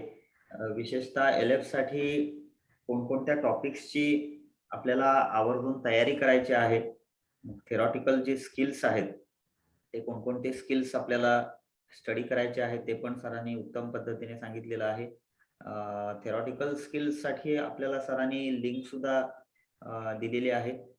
ही लिंक परत एकदा आम्ही आपल्याला सर्वांना व्हॉट्सअपद्वारे शेअर करू आणि त्या लिंकमध्ये जे काही प्रश्न थेरॉटिकल प्रश्न प्रॅक्टिससाठी दिलेले आहेत ते सर्वांनी आवर्जून सोडवावेत, जेणेकरून आपल्याला थेरॉटिकल प्रश्न कसे असतात किंवा आपली कितपत तयारी आहे, तर पुन्हा एकदा त्याची उजळणी आपल्याला करता येईल, आपल्या लक्षात येईल. आणि आपण जेवढे पण LF जवळजवळ सर्वांनी MSCIT एक्झाम दिलेली असणार आहे, तर त्याच्यामध्ये जो थेरॉटिकल क्वेश्चन्स सगळे आपण यापूर्वी एक्झामसाठी जशी तयारी केली असणार आहे तशाच पद्धतीने परत एकदा थेरॉटिकल प्रश्नांची तयारी करायची आहे. आणि प्रॅक्टिकलसाठी जे सांगितलेलं आहे, प्रॅक्टिकल हे विंडोज 10 आणि ऑफिस 19 हा थोडासा बदल प्रॅक्टिकलसाठी आहे, तर त्याची पण आपल्याला तयारी करायची आहे. जवळच्या आपल्या नजीकचं जे MSCIT सेंटर असेल त्या सेंटरवरती जाऊन आपण जर लॉग इन त्या ठिकाणच्या LFचा लॉग इन आपल्याला यूज करता आला तर अजून आपली थोडीशी चांगल्या पद्धतीने तयारी होऊ शकते. आणि आम्ही पुढच्या ह्या 1-2 दिवसामध्ये LF साठी प्रॅक्टिकल वरती पण एक सेशन अरेंज करणार आहोत, जेणेकरून आपल्याला प्रॅक्टिकल स्किल्स कशा पद्धतीने असतील किंवा कशा पद्धतीने ते प्रश्न असू शकतात हे अजून सविस्तरपणे आपल्याला बघता येईल, कारण MS ऑफिस 13 मध्ये आपण जे प्रश्न सोडवलेले आहेत तर तेच प्रश्न 19 मध्ये थोडीशी काही गोष्टी नवीन आपल्याला 19 मध्ये बघायला मिळतील. तर आपण त्या दृष्टीने येत्या 2 दिवसामध्ये पुन्हा एकदा LF साठी एक सेशन अरेंज करू नव्याने. आणि आपल्या काही अजून जर शंका असतील तर आपण दुपारच्या म्हणजे आपली पुन्हा एक दुसरी मीटिंग आहे, दुसरा एक ट्रेनिंग सेशन आहे 12 ते पुढे 1-1.5 तास. तर तो झाल्यानंतर तुमच्या जर काही शंका असतील कोणाच्या तर तुम्ही फोन करून विचारलं तरी चालू शकेल. आज या ठिकाणी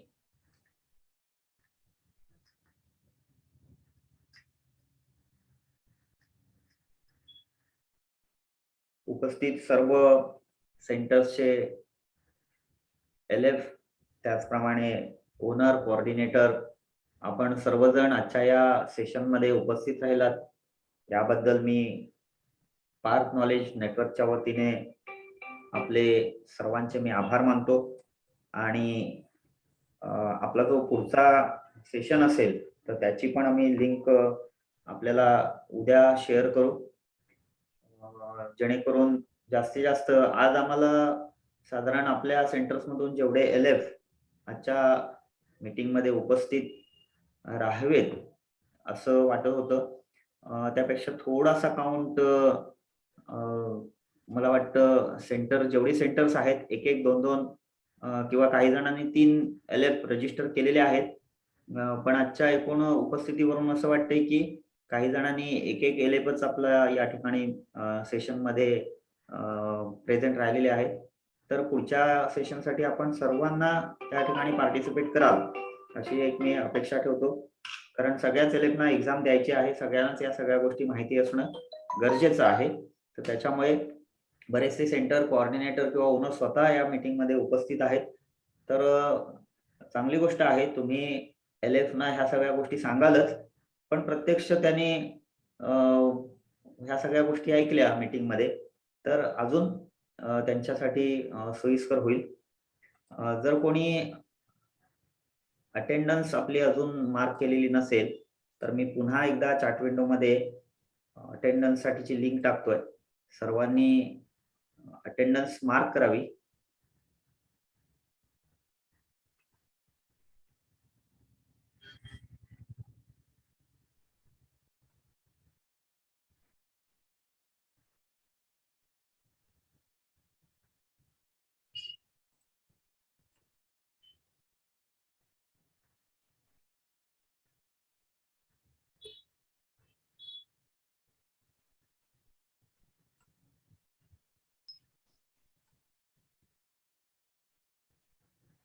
या ठिकाणी चॅट विंडो मध्ये अटेंडन्स साठीची लिंक मी टाकलेली आहे, त्या लिंकवर क्लिक करून प्रत्येकाने आपली अटेंडन्स नोंदवायची आहे.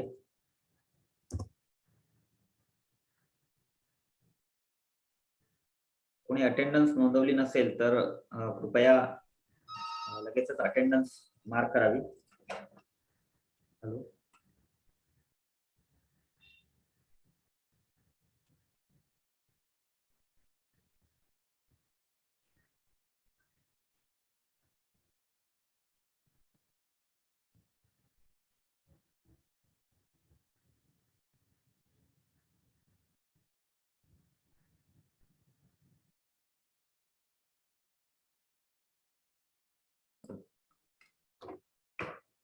थेरॉटिकल प्रश्न जे आहेत ते प्रश्न जे आहे काल जसे आम्ही PDF फाईल कोऑर्डिनेटर साठी पाठवलेले तशाच पद्धतीने LF साठीची जी प्रश्न आहेत, आताच सरांनी जसं तुम्हाला सांगितलं की त्यांनी काही प्रश्न तयार केलेले आहेत ते आम्हाला आज देणार आहेत.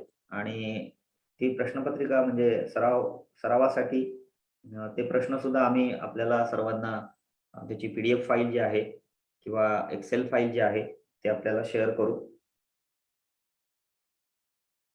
पुन्हा एकदा मी सर्वांचे या ठिकाणी सर्वांना धन्यवाद देतो आणि आजची आपली ही मीटिंग किंवा हा ट्रेनिंग सेशन खास करून मी पुन्हा एकदा सक्रे सरांना पण सकरे सरांचे आभार मानतो की त्यांनी या ठिकाणी हा सेशन व्यवस्थितपणे घेतला. माननीय मगदुम सर, माननीय मगदुम मॅडम यांचे आभार मानतो आणि सर्व सेंटर्सचे पुन्हा एकदा आभार मानून आजची मीटिंग आणि हा ट्रेनिंग सेशन आपला या ठिकाणी संपला असं मी जाहीर करतो. धन्यवाद.